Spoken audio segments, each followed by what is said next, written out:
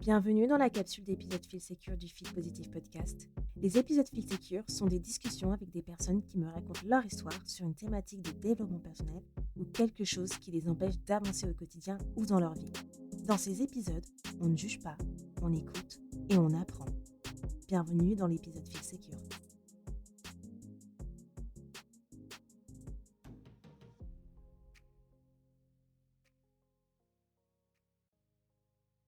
Hello les amours, j'espère que vous allez bien. Aujourd'hui, on se retrouve pour un nouvel épisode Feel Secure. Ça fait très longtemps que je vous en avais pas fait. Cet épisode, il est assez particulier car il ne parle pas d'un sujet de développement personnel, mais il est plutôt dans la lignée de l'épisode du podcaston qui est sorti la semaine dernière. Et si vous ne l'avez pas encore écouté, je vous invite à écouter l'épisode de podcaston où je parlais du harcèlement scolaire avec l'association JCEF. Donc aujourd'hui, on va parler d'harcèlement scolaire et j'accueille dans cet épisode Margot qui témoigne de son harcèlement scolaire qu'elle a vécu de la primaire au collège. Margot nous livre un témoignage fort, inspirant et qui permet de comprendre l'impact du harcèlement scolaire dans la vie des personnes qui le subissent. Le harcèlement est un sujet très sérieux. Donc si vous êtes touché par le harcèlement, peu importe sa forme, faites-vous aider. Ne restez pas silencieux. Je vous ai mis en description des numéros utiles et des sites d'associations que vous pouvez contacter si vous êtes touché par le harcèlement. Donc comme d'habitude, lors des épisodes Feel Secure et tous les autres épisodes de Feel Positive d'ailleurs, on ne juge pas, on écoute et on apprend. Bonne écoute. Hello Margot, comment tu vas? Salut, bah ça va très bien et toi? Ça va, merci. Merci beaucoup Margot de venir pour cet épisode de Feel Positive aujourd'hui pour témoigner de ton harcèlement scolaire que tu as vécu. C'est un sujet très important et un sujet qui me porte à cœur. Et voilà, je suis très reconnaissante que tu puisses parler de ton témoignage aujourd'hui. Et je pense que ton témoignage va également aider les autres qui sont peut-être dans l'ombre à l'heure actuelle à pouvoir sortir de cette ombre et pour pouvoir également parler de ce qui leur arrive actuellement. Alors, est-ce que tu peux déjà peut-être dans un premier temps te présenter en quelques mots pour qu'on puisse savoir qui tu es? Bah, je m'appelle Margot comme tu l'as dit précédemment, j'ai 20 ans, bientôt 21 en avril. Je suis du nord de la France, et puis ben, j'aime bien un peu tout ce qui est développement personnel, depuis pas longtemps d'ailleurs. J'adore aussi aider, les personnes, c'est pourquoi, ce témoignage, pour pouvoir apporter de l'aide, aux gens qui en ont besoin. Heu, Après c'est vrai que, bah, j'aime bien un peu, découvrir un peu des choses, qui me sont inconnues. Mmh. C'est génial. Tu as 20 ans, ça me tu sais quoi? J'ai 30 ans, j'ai c'est 10 ans d'écart. Pourtant, j'ai l'impression d'être vraiment vieille quand j'entends les jeunes me dire: «J'ai 20 ans», je me dis: «Oh mon Dieu, ça me rend pas plus jeune». Tu es étudiante du coup? Je suis stagiaire, je suis en formation pour, obtenir, l'équivalent du bac, Mmh. justement pour pouvoir, accéder aux études, supérieures. D'accord, bah, super. Bah, bon courage dans tes études alors. Bah, merci. Alors, dans un premier temps, est-ce que tu peux me dire un petit peu pourquoi tu avais voulu, tu accepté de témoigner aujourd'hui par rapport à ton harcèlement scolaire? Parce que je sais qu'effectivement, bah, le harcèlement scolaire, c'est un sujet, assez intense à parler et toutes les victimes enfin, il y a de plus en plus de victimes qui acceptent de témoigner, d'autres qui ne sont toujours pas prêtes à témoigner. Est-ce que tu peux nous dire pourquoi tu as accepté de témoigner aujourd'hui? Bah, j'ai accepté de témoigner parce que, en fait, pour moi, c'est un sujet entre guillemets «tabou» qui devrait pas l'être. Mmh. Parce que, bah, comme tu l'as dit juste avant, ça arrive de plus en plus et clairement ça ne devrait pas. Et c'est vrai que, bah, j'ai envie d'apporter mon aide, de montrer à ceux qui aux victimes tout simplement que, ben, elles sont pas seules, que ça n'arrive pas, qu'à elles, que ça arrive aussi à d'autres personnes, mais aussi ceux qui sont pas victimes que, ben, ça ne peut pas arriver qu'aux autres aussi. Ouais. Et c'est vrai que, bah, moi, quand ça m'est arrivé, j'aurais bien aimé, entendre, justement des témoignages, en parler et malheureusement, bah, on en a pas tant que ça, quoi. Et que c'est vrai, je suis bien d'accord. Juste pour nos auditeurs et nos auditrices, le témoignage de Margot, Je le fais, suite à l'épisode du podcaston que j'ai fait juste avant cet épisode-là, où le podcaston, tu sais, Margot, c'est en fait un événement caritatif pour les Mmh. podcasteurs pour mettre en avant une association. Et j'ai interviewé la Jeune Chambre économique française pour le podcaston cette année, et ils ont un projet justement qui s'appelle Ma vie d'écolier, pour lutter contre le harcèlement scolaire pour les jeunes de CM1 à CM2. Donc, c'est pourquoi je trouve que ton témoignage aujourd'hui, il fait une transition parfaite. On va justement rentrer un peu dans le vif du sujet. Est-ce que tu peux me dire à quel moment de ta vie tu as commencé à être harcelée? Est-ce que c'était en primaire? Est-ce que c'était au collège ou bien au lycée? Alors, ça a commencé de ma CP et il faut savoir que, bah, en fait, ça a duré jusqu'à ma première année de première par, différentes personnes. CP? Ah oui. Oui, oui, oui. Bah, tu vois, si Ouais. tu C'est apprends quand même quelque chose, parce que je pensais pas qu'aussi jeune, en CP, que ça pouvait être aussi précoce, en fait, tu vois? Parce que la CP, pour oui. moi, c'est encore, très proche de la maternelle, et ça montre, effectivement que c'est de plus en plus précoce, et que, il y a pas de ouais, en fait, il y a pas de réel, âge spécifique, quoi. Ah C'est oui, oui, malheureusement, c'est de plus en plus jeune mmh, et on s'en rend pas compte, quoi. mmh. Ah, tout Et alors du coup, je te laisse continuer, excuse-moi. ouais, il y a pas de souci. C'est vrai que c'est malheureux et en soi, j'essaye aussi d'en parler autour de moi et c'est vrai que, bah, plus ça vient, plus j'entends aussi des jeunes de primaire, même en maternelle, hein, j'ai fait un stage, en maternelle et il y avait une petite qui justement harcelait, un jeune garçon et bah, c'est vrai que au début les parents ils sont là, les parents ou même les adultes, ils se disent: «Bah, c'est juste pour rire» et en fait, je les ai regardés, j'ai dit: «J'ai subi ça, c'est pas pour rire, quoi». Il y a des gestes à avoir et des gestes à ne pas avoir qui font que Ouais, et tu as bien raison, et je pense que justement, c'est les gens quand ils disent: «Oh mais c'est juste pour rire, ce sont juste des enfants». Non, en fait. En fait, ce n'est pas simplement que des enfants, ça commence maintenant très tôt. Il faut faire attention à ce que les enfants disent, il faut faire attention justement comment dire? Au physique, tu vois? Genre s'ils ont des gestes physiques qui sont brutaux ou non.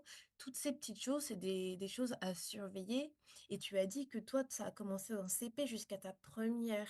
Est-ce que ça veut dire que tu as, en fait, à chaque classe, donc CP, CE1, CE2, ça a continué, et tu as dit que tu as 2 personnes, ça a continué sur le long, ça veut dire que ces 2 personnes ont toujours été dans la même classe avec toi? Ou est-ce qu'elles, enfin, vous avez simplement partagé la même école et enfin, elles continuaient le harcèlement d'une manière différente? alors, non, en fait, ça a été donc de toute ma primaire, donc du Mmh. CP au CM2. Non, de la sixième ça a été la même personne et en cinquième ça a été une autre personne.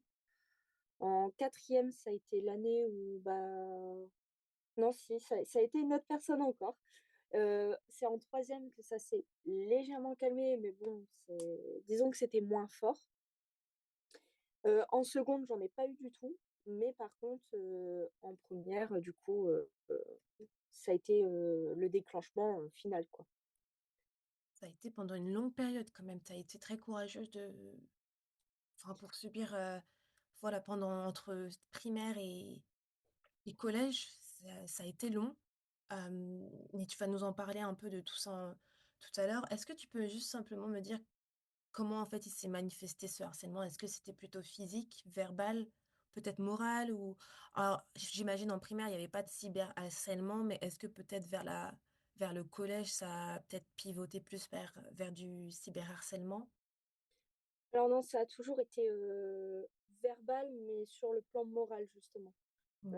Ils ont à chaque fois, ils prenaient, tous mes petits points faibles, autant pour moi, tous mes petits points faibles. Par exemple, j'ai toujours été quelqu'un de très maladroite, je me blessais beaucoup et ben, ils s'en jouaient de ça, J'ai toujours été quelqu'un d'un peu forte physiquement, d'un peu ronde et pareil, ils en jouaient. Et c'est en fait, ça a toujours été ça. J'ai jamais vécu de cyberharcèlement ou autre, ça a toujours été verbal, ouais, sur le plan mental, principalement. Et Et comment tu excuse-moi, hein.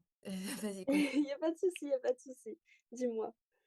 Ouais, je suis désolée, c'est un sujet, moi, qui me touche vraiment beaucoup, je suis très sensible aussi, donc j'espère que je vais pas lâcher des larmes. Hem, c'est que enfin, le harcèlement, c'est une chose que je déteste et surtout quand ça touche, bah, les plus jeunes ou autres et en fait, voilà, tout ce qui est haine, méchanceté gratuite, ce genre de choses, enfin, ça me fait très chaud au cœur à chaque fois, donc c'est pour ça que je suis un peu, voilà, dans ma voix. Hem Comment tu t'es sentie à cette époque justement quand ça a commencé ce harcèlement? Ça a été quoi l'impact, sur, ton quotidien? Parce que forcément ça a dû dans un premier temps, quand tu étais en CP, tu as dû pas forcément comprendre ce qui se passait parce qu'on est encore très jeune, enfin on découvre la vie.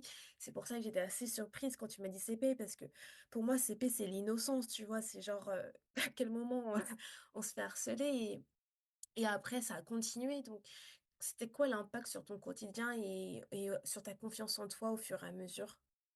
Alors, en primaire, pour moi, en fait, c'est je le considérais pas comme de l'harcèlement. Déjà, à ce moment-là, je ne savais même pas ce qu'était réellement l'harcèlement.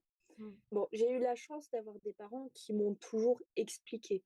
Mmh mh. Mais bon, c'est vrai que l'expliquer, le comprendre et le vivre, c'est des choses complètement différentes et c'est vrai que pour moi, bah, c'était, ils veulent juste jouer et point. Arrivée au collège, c'est là que surtout en cinquième, c'est là que j'ai compris que, bah, en fait, tout ce qu'ils faisaient, c'était pas normal du tout et en fait, je me suis renfermée. Donc j'avais toujours des amis, mais je me suis créé cette carapace de, heu, on se sert de mes points faibles, du coup, faut pas que je leur montre que ça me fait souffrir Mmh. et même si ça m'atteignait énormément, hein, c'est vrai que je leur montrais pas. Par contre, une fois que j'étais, par exemple, dans ma chambre, ou seule aux toilettes, je me remettais énormément en question dans le sens où je me disais: «Est-ce que c'est moi le problème?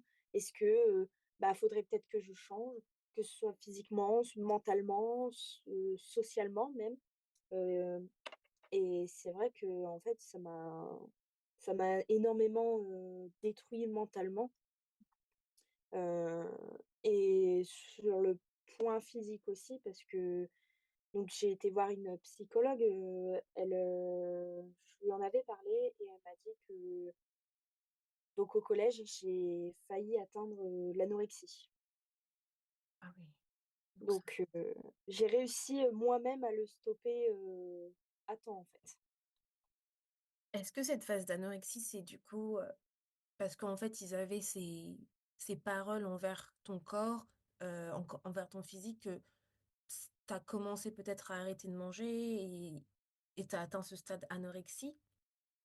Oui, c'est ça. En fait, bah, c'était à base de, par exemple, une phrase qui m'a énormément, marquée, c'était, la pousse pas trop fort, non, en fait, oui, fais attention, de pas la taper et de pas la pousser, sinon elle risque, de dévaler, très rapidement les escaliers comme une boule de bowling Violent. et ça a été ce déclic, hein, de me dire: «Faut que je change, faut que je maigrisse» et en fait, bah, le midi, je ne mangeais pas le matin. Déjà de base, le matin, je ne suis pas une grande mangeuse, mais je mangeais pas du tout le matin. Le midi, vu que je mangeais au collège, ben, je mangeais pas non plus et le soir avec mes parents, c'était, 3-4 fourchettes et après, je disais: «Ah bah, j'ai plus faim. J'ai trop mangé au midi, j'ai plus faim».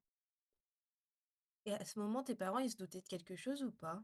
Du coup, quand tu leur disais ce genre de choses? Heu, je ne pense pas, ou du moins c'est vrai qu'on en a jamais parlé.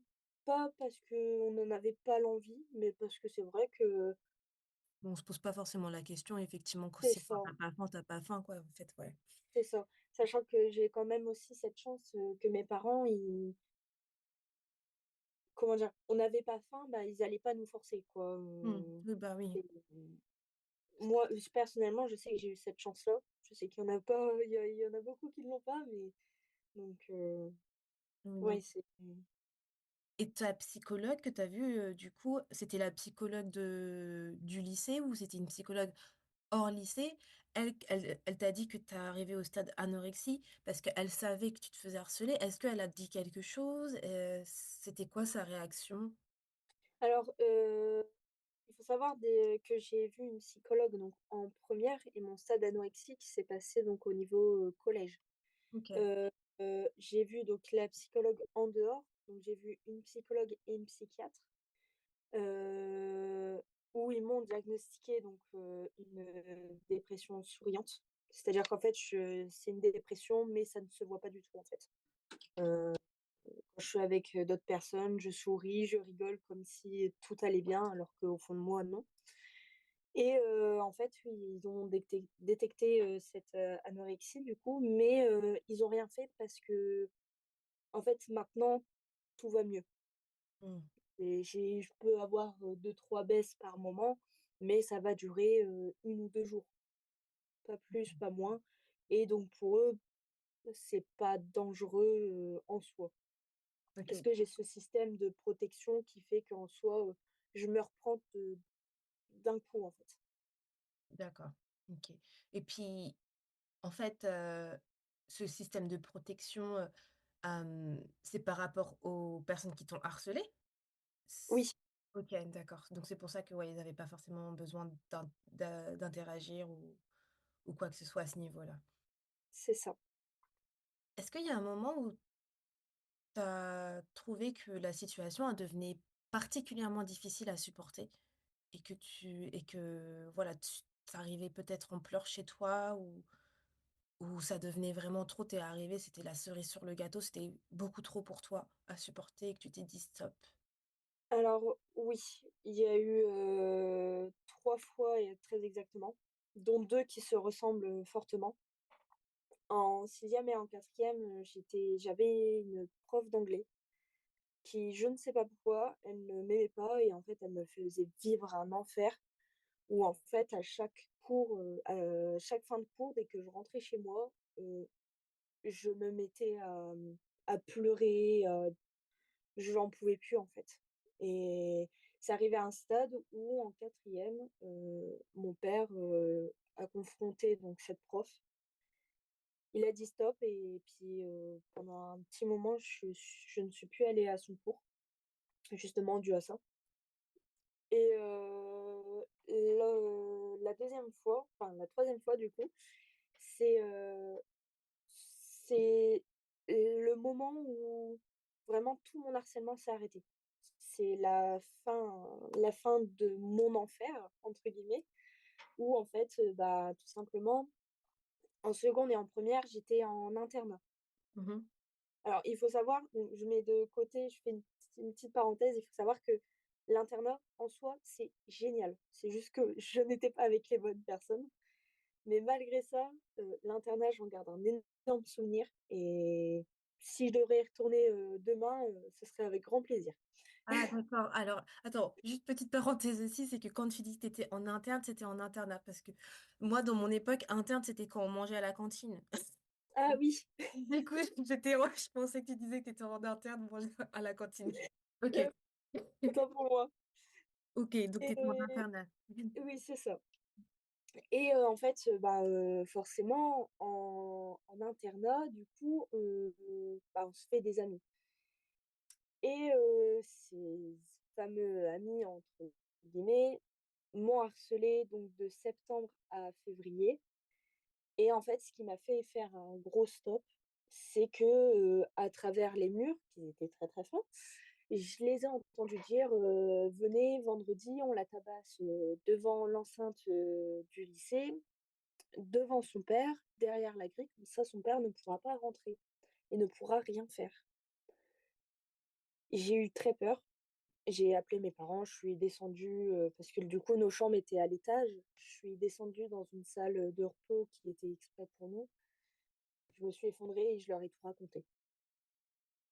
Donc Ça a ce été vraiment, Donc là, c'était vraiment le déclic pour que la situation change quand tu as raconté tout à tes parents, en fait. C'est à ce moment-là.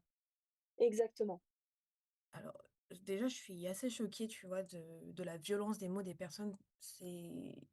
T'avais quel âge encore, là, à l'internat? À 4 l'internat, j'avais 16 ans. 16 ans. Donc tu vois, ça me choque énormément parce que 16 ans, enfin, pour moi, 16 ans, on est OK, on est entre enfants et on commence à devenir adulte, tu vois? On est adolescent, mais Oui, on est conscient de certaines choses. Pour moi, à 16 ans, avoir ce genre de paroles et de dire surtout: «Viens, on le fait devant ses parents», mais en fait, je me dis: «Mais les gens, ils sont inconscients, en fait». Genre, ils veulent que tes parents, en fait, ils avaient vraiment la volonté que ton père te voit tabasser, mais je me dis: «Mais ils sont ça va pas dans leur tête». Ça me fait vraiment trop mal au cœur ce que tu me dis, je suis désolée, c'est surtout que, bah, dans le groupe et en fait, pour moi, c'est important d'en parler parce que certes, il y avait des jeunes aussi, mais il faut se dire aussi qu'il y a aussi des adultes parce que dans ce groupe, il y avait une fille de 18 ans et c'est cette fille de 18 ans qui a dit: «Venez, on fait ça» et tous les autres autour: «Ah oui, trop bien, vas-y, go, go». Donc voilà. Genre, je préfère insister sur ça parce que c'est vrai que, ben, ça c'est de tout âge, en fait. Malheureusement, c'est c'est ça, c'est malheureusement, c'est de tout âge et puis les gens sont un peu des moutons, en fait, aussi, j'ai envie de dire, voilà, si tu as un plus grand qui dit: «Bon, on va faire ça» et bah, les autres, ils vont suivre parce qu'il y a aussi ce côté, je pense que quand on est au collège, appartenir à un groupe, on veut pas être délaissé et cetera, donc les gens, ils vont suivre n'importe qui et faire n'importe quoi pour pouvoir se faire accepter aussi. exactement. Et alors je viens juste revenir dans ce que tu as dit, mais juste avant, je voulais te demander une question assez, particulière parce qu'effectivement, ça concerne quand même le harcèlement et je pense qu'aujourd'hui, encore plus qu'avant, est-ce que dans toute cette période d'harcèlement et surtout, je pense que quand tu étais au collège, tu as eu des tu me dis enfin, si tu as pas envie de répondre, tu me dis, mais est-ce que tu as eu des moments suicidaires, des pensées suicidaires? Alors, déjà, faut que tu saches, c'est que je suis ouverte à toutes les questions. Moi, il y a aucun souci, si je peux aider les gens, c'est avec grand plaisir. Alors oui, j'en ai eu. J'en ai eu, encore une fois, j'ai toujours eu ce déclic de me dire: «Non, c'est pas bien, arrête». Parce que déjà, j'ai eu des amis qui se scarifiaient Mmh. et je les ai vécus extérieurement, mais c'est vrai que j'ai quand même vécu quelque part leur situation et en fait, j'avais toujours ce déclic de, «Non, regarde maintenant leur vie et bah, c'est pas bien quoi, maintenant elles s'en veulent, elles regrettent» et puis, bah, moi quelque part, c'est vrai que, bah, ça m'apportait rien de bien en soi à faire ça. Donc j'ai toujours eu cette chance, tu vois, d'avoir, toujours ce petit déclic en fait, qui me disait, «Stop». Et bah, comme tu dis, enfin, c'est franchement, c'est très, très bien que tu en as pas eu et c'est pour ça que j'aborde le sujet parce que c'est très commun dans le harcèlement que les gens se automutilent, se fassent du mal et ont des pensées suicidaires et vont jusqu'à l'acte du suicide et c'est très malheureux à dire, mais je pense que c'est important d'en parler parce que ça montre à quel point c'est grave. À quel point qu'il y a des personnes qui veulent se ôter la vie à cause de ce qu'ils ont subi et avoir la force de pouvoir enfin, comme tu as pu l'avoir, de ne te dire: «Non, c'est mal» et que voilà, tu imaginer effectivement de comment tu le vivras après. Je trouve ça incroyable parce que tout le monde n'a pas cette force et puis on peut pas blâmer les personnes qui n'ont pas cette force. C'est des périodes très, Oui, très difficiles, très, très difficiles et chacun gère comme il peut, hein. Certaines personnes n'ont pas de soutien. Tu as eu de la chance d'avoir, bah, d'avoir une famille qui t'a soutenu, qui était là pour toi et puis en tant que personne, d'avoir eu cette force intérieure de pouvoir te dire de ne pas le faire. Mais voilà, je voulais en parler parce que c'est important de rappeler que, voilà, le harcèlement peut mener à ce type d'actions qui sont des actions totalement néfastes et totalement à ne pas faire. Si on revient simplement sur ton déclic à partir du moment où justement tu as parlé à tes mmh. parents, ils ont agi comment, quand ils l'ont su? Alors ils ont pas hésité une seule seconde. Ils m'ont dit, donc il faut savoir qu'il y avait à peu près 1 heure de route entre chez mes parents et le lycée où j'étais. ils ont pas hésité une seule seconde à dire, «Écoute, ce soir tu fais ta valise, demain soit tu vas en cours, soit tu restes avec une surveillante et mon père m'a dit: "Je viens te chercher à 16 heures".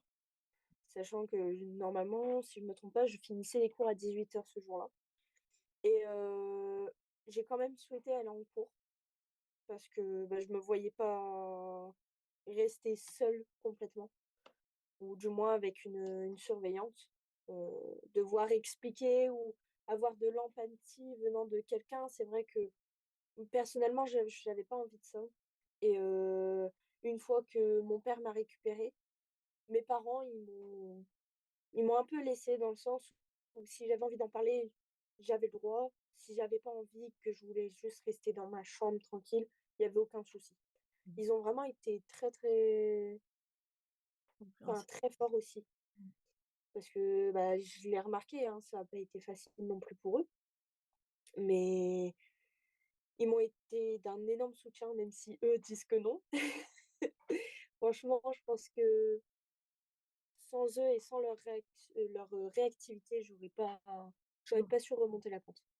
Ouais et puis, ouais, je pense qu'ils s'en rendent pas compte tes parents, mais déjà rien que le ton père, direct, il a dit: «Je vais te chercher direct». Ça, c'est voilà, il a agi, il a pas perdu de temps et en fait, je pense que pour moi, je trouve que la le fait est qu'ils t'ont laissé le choix d'en parler ou non. Tu vois? Voilà, si tu as pas envie d'en parler, tu as envie de rester dans ta chambre. Je trouve que c'est une bonne chose, c'est pas une mauvaise chose parce que il y a un temps pour tout. C'était une période difficile pour toi, tu peut-être pas à ce moment-là, tu avais peut-être pas forcément envie d'en parler tout de suite maintenant et ils t'ont laissé le choix de dire: «Ouais, quand tu es prête, en fait, quand tu es prête à en parler, tu nous en parleras» et je trouve que ça, c'est une bonne chose, en fait, parce que forcer la personne à parler, c'est pas forcément l'idéal, surtout après, bah, justement, toutes ces longues années où tu as subi ça et Mmh. et je trouve que c'est bien qu'ils ont fait ça au final, hein. Ah oui, oui, oui et c'est comme, bah, par exemple, la psychologue et la psychiatre, heu, c'est pareil, ils en avaient parlé à mon docteur, généraliste, si je me trompe pas et heu et en fait, il leur avait conseillé, que j'aille voir, ces spécialistes. Ils sont rentrés, ils m'en ont pas parlé, ils ont dit: «Si tu veux, OK, on t'y emmène, on prend rendez-vous direct. Si tu veux pas, il y a pas de souci» et en fait, au début, je voulais pas, pendant à peu près 2 ou 3 mois parce que, bah, c'est vrai qu'on se dit toujours: «Pourquoi je vais aller raconter ma vie à quelqu'un que je ne connais pas?» tout simplement Mmh. et en fait, je voyais que mon attitude entre gros guillemets, leur faisait souffrir et du coup, c'est là que je me suis dit: «En fait, moi-même je souffre, je sais ce que c'est la douleur, j'ai pas envie de leur faire subir ça». Donc du coup, j'ai pris un matin, je me suis levée comme ça et puis j'ai dit, «OK, bah, prenez rendez-vous, chez la psychiatre et chez la psychologue» Waouh. et bah, franchement, ça a été la meilleure décision de ma vie, en fait, clairement. Et je trouve que tu as fait une preuve de très grande maturité aussi parce qu'en fait, tu fais preuve d'empathie envers les autres et tu vois, ça c'est génial parce qu'en fait, tu as pensé à te dire: «Eux aussi, ils souffrent», tu vois? Parce que forcément, ils souffrent aussi à leur manière de voir la situation qui a impacté, bah, leur fille, de te voir comme ça et en fait, se mettre aussi à la place, dans leurs choses, enfin, je parle en anglais maintenant, dans leurs chaussures. Ça faire preuve d'empathie, c'est extrêmement important et le fait est que tu t'es mise à leur place malgré la situation, je trouve ça bien et je trouve ça ouais, je trouve ça incroyable. Malgré ce qui s'est passé et ton état, bah, qui était pas forcément peut-être des meilleurs à ce moment-là, tu vois? Ah non, pas du tout. Ouais, bah, ouais, tu devais pas du tout être, bah, au top, et d'ailleurs, comment tu t'es reconstruit après cette période-là? Alors, il faut savoir que tout d'abord, au départ, donc j'étais vraiment sans être méchante ou quoi que ce soit, j'étais une loque. Je sais pas Mmh. si tu connais cette expression? Oui, c'est un peu en mode, comme une larve quoi, non? Genre Ouais, c'est ça, oui. exactement. J'étais tout le temps dans mon lit pour te dire, mon matelas a encore la trace, encore le creux de mon corps, de cette fameuse dépression et en fait, à ce moment-là, bah, du coup, je souriais plus, je plus rien, j'étais plus là, en fait. Et tout d'abord, ce qui m'a énormément aidée, ça a été de regarder. Alors, il faut savoir que je suis une très grande fan, c'est de Mastu, le youtubeur. Je sais pas si tu connais? Alors, je l'ai découvert récemment. Ah Quand bah! je te dis qu'on a quand même 10 ans d'écart, ouais, c'est là qu'on voit la différence. Je l'ai découvert, bah, j'ai vu son nom passer sur YouTube et c'est maintenant c'est pour ça que je sais qui c'est. Ah bah, parfait alors. Parce que en fait, déjà toute petite, je le regardais, donc je le regardais déjà depuis ses débuts et c'est vrai qu'en fait, quand j'étais en dépression, du coup, je regardais énormément ses vidéos et c'était les seules qui arrivaient à me faire rire, à me faire, sourire, à me faire changer les idées et pour te dire, je les mettais en boucle, matin limite matin et soir, en fait. Je limite, je faisais que ça, en fait, de mes journées et du jour au lendemain, je sais pas ce qui s'est passé. Je me suis levée, j'ai dit à mes parents: Écoutez, prenez rendez-vous chez la psychiatre, chez la psychologue, go, en fait, je suis chaud» et je me suis mise à faire du sport, j'ai été voir ma psychologue, j'ai énormément parlé. J'ai Ensuite, je suis allée, chez mon ex, copain à cette époque-là, qui habitait au niveau de Maubeuge. Je suis allée chez lui pendant à peu près 6 mois, si je me trompe pas, pour me changer les idées parce que j'en avais marre d'être dans ma chambre, en fait. Mmh. D'être dans ma chambre, d'être, chez moi tout court. J'avais envie de bouger, de D'avoir faire un autre quelque chose. environnement, quoi, oui. Exactement Mmh. et c'est vrai que c'est ce qui m'a le plus motivée, heu et tu vois, je pense que sans ça, je ne pense pas que j'aurais repris les cours. Mmh. Parce que du coup, j'ai fait un changement de filière et donc j'ai refait une seconde année, de première. D'accord. Grâce à toute ma motivation, grâce à énormément mes parents aussi. J'ai eu mon frère aussi qui m'a énormément aidée, même si encore une fois, lui dit qu'il n'a rien fait. Mais ma psychologue, c'est vrai que grâce à eux, ça m'a énormément boosté à me dire, «Allez, c'est bon, tu assez, pleurniché sur ton sort, maintenant tu bouges ton cul et tu leur montres que, ben, tu vaux mieux que ça». Mmh. En fait, il y a pas mal d'ingrédients, si je peux dire comme ça, qui aident à se relever, dans le sens où là, tu vois, tu avais déjà un entourage très bienveillant et je le répète encore, hein, je le dis souvent dans mon podcast, avoir un entourage bienveillant et bah, de belles personnes, de bonnes personnes autour de soi, c'est extrêmement important parce que dans Oui, des situations comme tu as vécu, bah, ça fait toute la différence. En plus de ça, bah, le fait est de voir au psychologue, au psychiatre, ce qui t'a permis de te libérer par la parole, mais tu vois aussi de parler de tes émotions, de ce que tu as ressenti, de ton expérience. Ça a aidé de manière supplémentaire. Et au-dessus, tu as bah, commencé des vidéos YouTube, mais rien que ça, mine de rien, puisque c'était du positif, ça te faisait rire, et bah rien que là, ça te reconstruisait, tu vois, petit à petit. Ça te donnait le sourire, beaucoup plus de peps, donc ça t'a motivé. Et en fait, quand tu mets tous ces ingrédients ensemble, ça t'a permis justement de te sortir de là. Et il y a que toi qui peux t'aider à te sortir de là parce qu'en vrai, il y a beaucoup de gens qui vont se dire ouais non c'est bon je vais rester comme ça à me morfondre et ils ont pas du tout la motivation de rien faire du tout parce qu'il y a peut-être pas l'entourage qui est là, ils ont tellement eu des choses mauvaises qui sont arrivées que voilà, ils se disent bah voilà bah, ils ont peur en fait de passer à autre chose et ils ont peur de se dire de recommencer aussi. Donc mmh, toi, tu as réussi et tu fais partie des personnes qui, j'imagine, voilà, qui ont réussi à mettre derrière eux cette épreuve difficile, même si ça restera toujours un traumatisme hein, malgré tout, mais il est oui, important de sortir de ce traumatisme. tout à fait, tout à fait. Moi, il faut savoir que mes parents m'ont toujours dit un truc depuis toute petite. Ils m'ont toujours dit: «Les épreuves de la vie, tu les prends et tu en fais une force» Mm, et c'est ce que j'ai fait aujourd'hui. C'est-à-dire que la personne que j'étais avant, c'est tout l'inverse de la personne que je suis maintenant.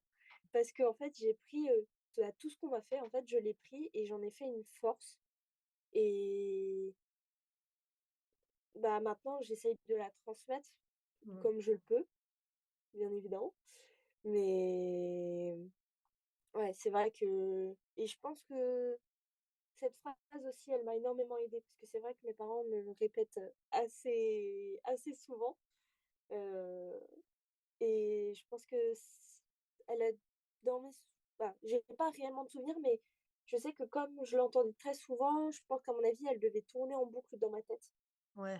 et c'est ce qui a dû faire aussi que, du coup, je me suis levée, d'un coup, en fait. Oui, ton subconscient, il l'enregistre et il va se Ouais, rappeler de ce genre de phrase dans les moments difficiles et tes parents, ils ont tout à fait raison, des vrais sages. Vraiment un gros, thumb ups à tes parents parce que c'est exactement ça. C'est comme ça que tu crées ta résilience, tu vois? C'est les moments difficiles t'en fais une force, tu crées de la résilience et de toute façon, la vie est faite de moments difficiles.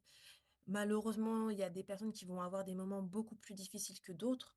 Mais c'est mmh, comme ça que justement on voit, voilà, est-ce que tu préfères il y a 2 solutions, soit se morfondre et s'apitoyer sur son sort ou soit se relever et de se dire: «Non, la vie, elle n'est pas terminée, j'ai beaucoup de choses à prouver et c'est justement une force pour moi pour pouvoir aider les autres à ne pas vivre la même chose» et c'est exactement ce que tu as fait.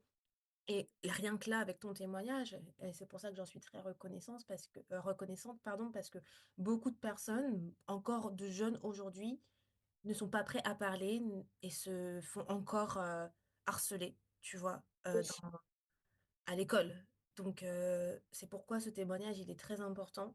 Qu'est-ce que tu dirais à la Margot, de cette époque?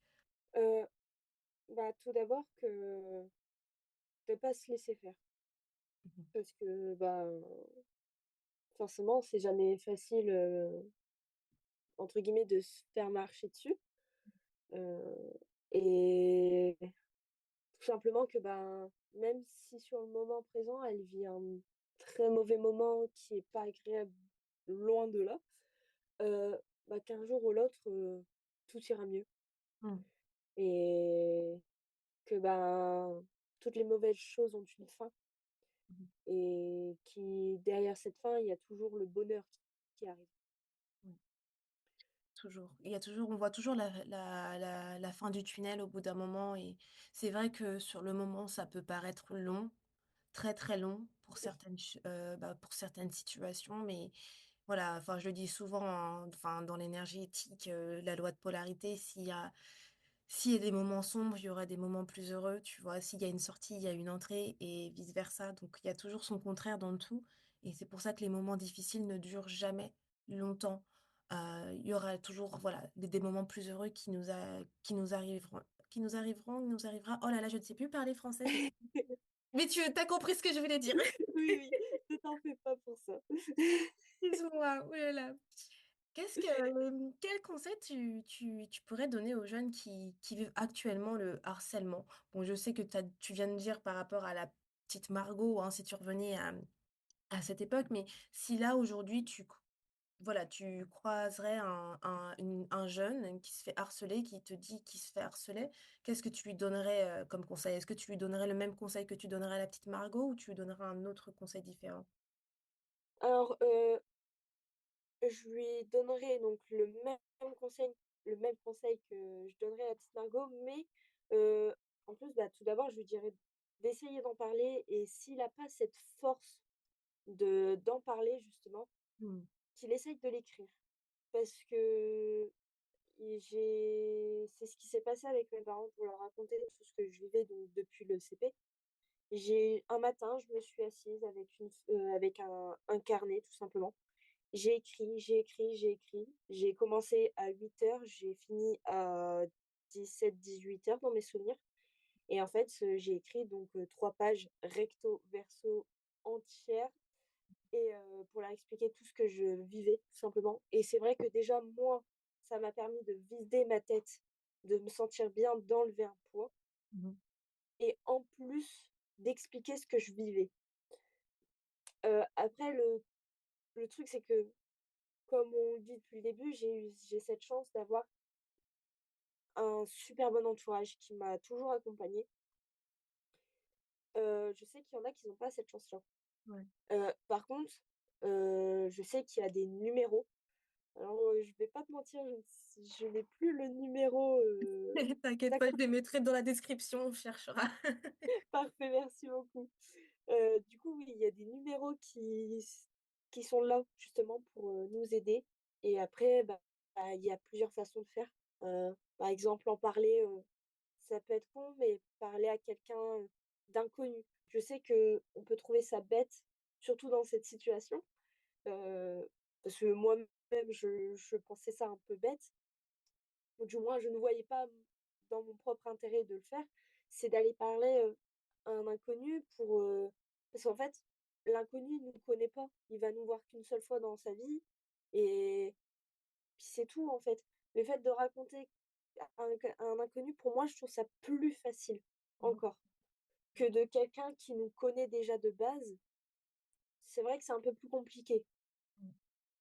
Ah, Donc, mais je suis tout à fait d'accord avec toi et j'aime beaucoup les conseils que tu as donnés. Alors, le premier déjà la lettre, moi les lettres, de toute façon l'écriture c'est thérapeutique, tu vois? C'est prouvé que c'est libérateur, surtout des émotions et le fait est d'écrire quand tu n'arrives pas à parler et bah, peut mettre les mots sur papier, c'est la meilleure solution et toi tu l'as fait très, très bien d'ailleurs. Pour tes parents et ça prouve encore une fois que c'est libérateur et que c'est nécessaire aussi dans ce genre de situation. Hem et de 2 parler à un inconnu comme tu as dit, en fait, on a toujours cette peur, bah, justement du jugement quand on parle de quelque chose à des personnes qu'on connaît. Et on a peur aussi que peut-être cette personne ne nous prenne pas au sérieux, qu'on se fait peut-être des films, parce que souvent les gens, ils ont cette tendance à minimiser nos émotions, à minimiser des situations en mode: «Oh mais t'exagères, oh non mais c'est rien, peut-être qu'elle a pas voulu faire ci ou elle a pas voulu faire ça», alors qu'en fait pas du tout. Si on ressent quelque chose et qu'il s'est passé quelque chose de sérieux, on a envie que les gens nous prennent au sérieux à ce niveau-là. Et je pense que c'est pour ça que bah, rien que bah, tu sais, bah, un peu le rôle des psychologues, psychiatres, ce sont des inconnus et on leur raconte tout, en fait, de A à Z. Et on se sent pas jugé par ces personnes parce qu'en fait, au final, elles font simplement leur métier, elles sont neutres et c'est pareil pour un inconnu. Un inconnu, la chose qu'il voudra, ce sera également de nous aider, mais il ne nous connaît pas, il connaît pas notre background, notre situation, ni quoi que ce soit. Comme une psychiatre, au final, et un psychologue qui apprend à nous connaître au fil des séances, pardon. Je trouve ça très bien, les tips que tu as donnés. Je pense que ça peut servir à beaucoup de personnes. Hem, il y a quelque chose aussi, tu vois, que, je voulais, te demander, c'est est-ce que tu penses qu'il y a une manière pour les parents et les enseignants de détecter et gérer des situations de harcèlement? Pour voir si par exemple quelqu'un n'en parle pas, libérément, est-ce que tu penses qu'ils peuvent le détecter d'eux-mêmes d'une manière ou d'une autre? alors, oui, il y a plusieurs manières, comme par exemple, tout simplement, la personne qui soit va souvent être seule, soit va toujours essayer de s'isoler ou tout simplement les personnes qui rejettent. Par exemple, je sais pas, ça va être un travail de groupe. Mmh. Si, on entend que tout le monde est là en mode: «Oh non, pas lui, oh non, pas elle», heu, tout simplement, c'est que, il y a un problème déjà là. Après ça peut être, ben, l'enfant, on le voit pas manger. C'est que, quelque part, c'est qu'il a un mal-être au fond de lui qui fait que après, il faut savoir que si on voit une personne seule ou malheureuse ou autre, déjà, faut pas hésiter à aller la voir. Parce que même si c'est pas de le harcèlement, la personne est malheureuse en soi, enfin peut l'être du moins. Et le fait d'aller voir, alors on peut paraître, comment dire, on peut trouver ça un peu bizarre, mais le fait d'aller voir une personne sans savoir si elle va bien, si elle est pas bien mentalement ou autre, juste aller la voir et lui dire, «Salut, ça va?» Mmh. En fait, la personne mentalement va être là en mode, «On vient me parler, ça fait plaisir», même si elle est sur la défensive. Mmh. Et pour moi, c'est plein de petits tips comme ça. L'enfant qui a du mal à se lever le matin parce que, il est fatigué. L'enfant ou même l'adulte, hein, qui est au travail ou à l'école, va avoir des yeux fatigués, qui va souvent bâiller, qui va, toujours être, allongé sur sa table, qui va s'endormir et cetera. Ça peut être, certes, ça peut être, des enfants ou des adultes qui, je sais pas, la veille, ils ont fait une soirée ou, que c'est des joueurs de jeux vidéo qui jouent jusqu'à, 3 heures au matin, mais ça peut être aussi c'est aussi un symptôme de du mal-être, mental. Ouais, Heu, c'est plein de petites choses comme ça qui font que on voit que la personne n'est pas, n'est pas heureuse, quoi. exactement. Si c'est répétitif, on peut être sûr que la personne va mal mentalement. Mmh. Et tu sais que c'est tout ce que tu racontes, je trouve ça super pertinent et j'espère que les personnes qui écoutent cet épisode et qui, voilà, sont peut-être dans des situations de harcèlement pourront, ou pensent que quelqu'un est dans une situation de harcèlement pourra prendre en compte ces conseils-là. Ça me fait penser en fait à une publicité que j'ai vue, récemment, je crois que c'était la semaine dernière ou la semaine d'avant. Je ne sais pas si tu connais le média Chris Peel ou un truc comme ça? Ils mettent toujours en avant des publicités créatives et cetera de marques et là, cette Mmh, publicité, c'était pour, justement le harcèlement scolaire et OK. c'était, mis en avant par une marque de comment ça s'appelle? De lavage, genre persil, je sais plus c'était quoi la marque. Bref, non. En tout cas, ce que ça disait, ça mettait en avant justement un garçon qui se faisait harceler, qui devait être en primaire et dans sa salle de classe, en fait, c'était la manière qu'il s'était fait harceler, c'est qu'en gros, on lui avait, mis, pas mal de d'encre sur son t-shirt ou je sais pas quoi.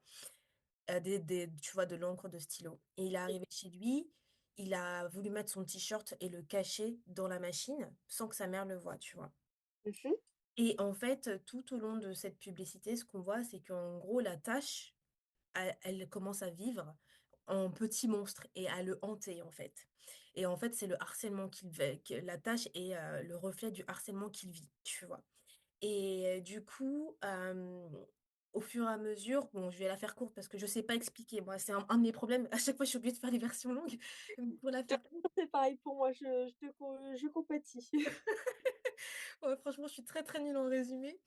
Mais pour la faire courte, à la fin de cette publicité, la mère, elle s'aperçoit que justement, quand elle allait faire la machine, que son fils, il a plein de taches, tu vois, sur son t-shirt et elle commence à venir, dans sa chambre pour, du fils pour pouvoir lui parler et le fils, il commence à tout lui raconter et c'est là que la tâche, elle commence à disparaître puisque justement, c'est là que la femme elle a enfin la femme, sa mère a commencé à mettre des actions et cetera et tout ça pour dire que, en gros, à la fin, ce qu'a dit, la pub et la marque, c'est qu'en gros, oui, le harcèlement scolaire ne se voit pas il n'est pas simplement, qu'invisible, mais qu'en gros, on peut détecter certains signes de harcèlement, bah, au vu des taches, sur les t-shirts, des taches par exemple, d'encre dans les trousses et cetera et il y avait pas mal de commentaires justement de personnes qui ont des enfants qui disaient: «Oui, mon fils s'est fait harceler» et effectivement, il y avait pas mal tu vois, d'encre, dans sa trousse ou sur ses t-shirts, des choses comme ça et c'est des petits signes qu'on ne fait pas attention jusqu'à ce que les gens les mettent en avant. Tu vois ce que je veux dire? Je sais pas si j'ai très bien expliqué, mais Ah si, bah, personnellement, j'ai tout compris et je suis tout à fait d'accord parce que, bah, c'est vrai que encore une fois, surtout en primaire, comme on le disait au tout début, en primaire, on a surtout tendance à dire: «Ah mais c'est des enfants, ils s'amusent, voilà, c'est rien, c'était pour rire» et ça malheureusement, bah, déjà, de l'enfant à entendre ça, parce que moi on me l'a déjà sorti, hein, «Bah, c'est rien, c'était pour rire, t'inquiète pas».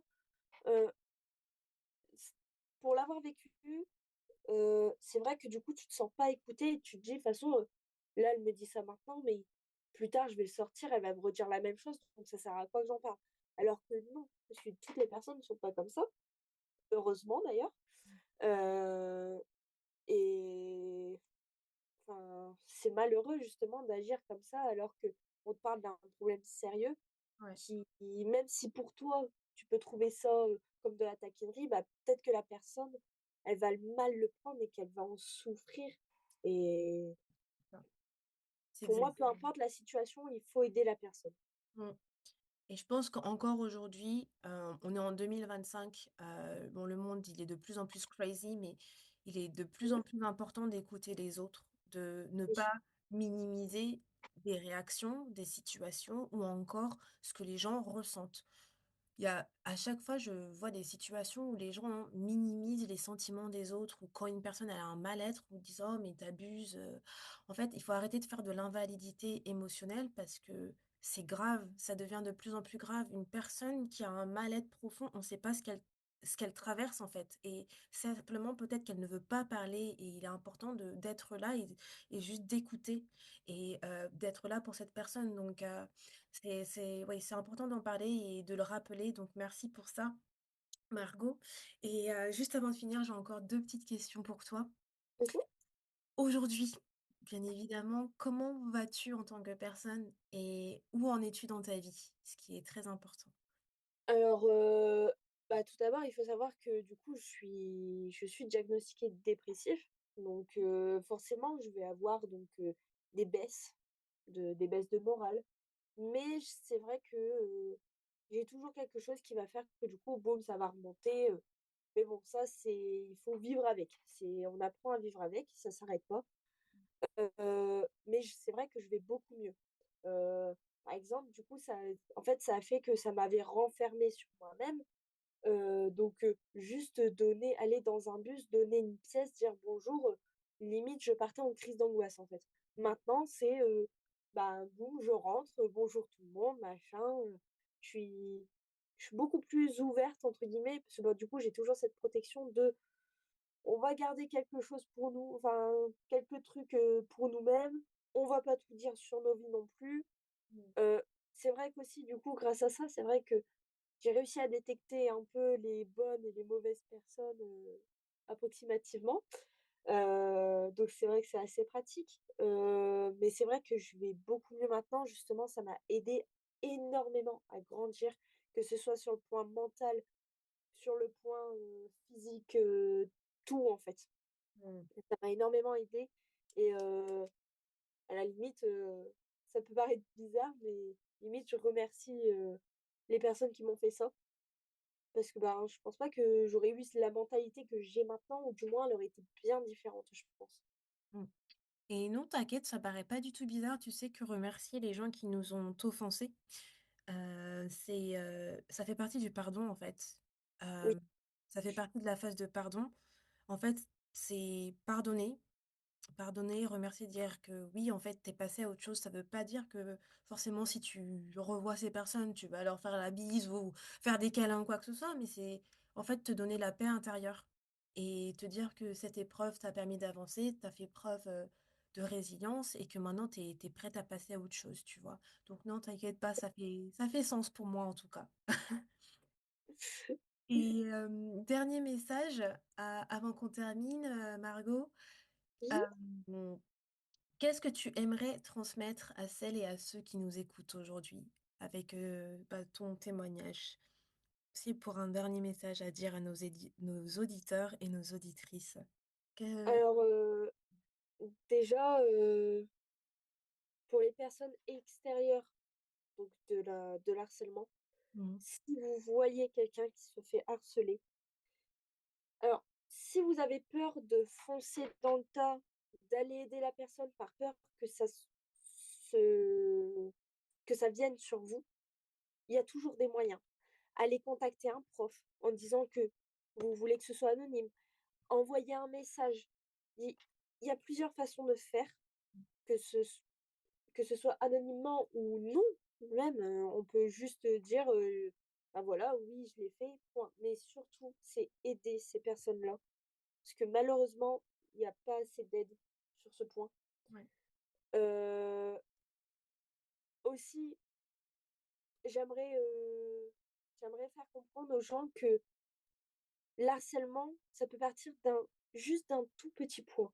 C'est-à-dire que on va se dire: «Bah, tiens, je vais la taquiner, juste je la taquine comme ça».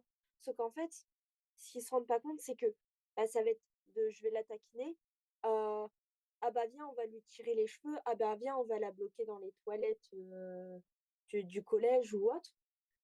Et là, ça sera beaucoup plus grave et il faut se rendre compte que tout ça, c'est pas normal, ce n'est pas bien surtout. Et je ne pense pas qu'on aimerait qu'on fasse ça à quelqu'un de sa propre famille ou même à soi-même. On ne fait pas aux autres ce qu'on n'aimerait pas qu'on nous fasse. Aux victimes d'harcèlement, bah, tout simplement que vous n'êtes pas seul. Il y a plein de personnes autour qui sont là pour vous aider, même si vous avez l'impression que c'est faux. Il y aura toujours des personnes qui seront là. Sur le point de vue psychologue, dites-vous que vous n'êtes pas obligé de voir qu'une seule psychologue. Si vous allez en voir une ou un psychologue, bien sûr, eh ben, si elle vous convient pas, si vous vous sentez pas à l'aise, que vous n'arrivez pas à parler ou ou je ne sais quelle raison, vous avez le droit de changer. Parce que c'est votre mental, c'est votre corps, c'est vos choix, votre vie. Et ça, c'est le plus important. Et surtout, si vous voulez en parler, vous le faites. Si vous voulez pas en parler, personne n'a le droit de vous forcer.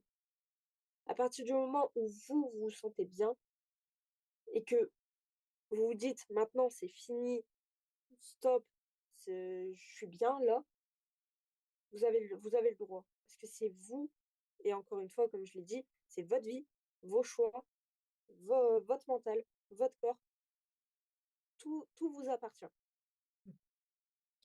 Waouh!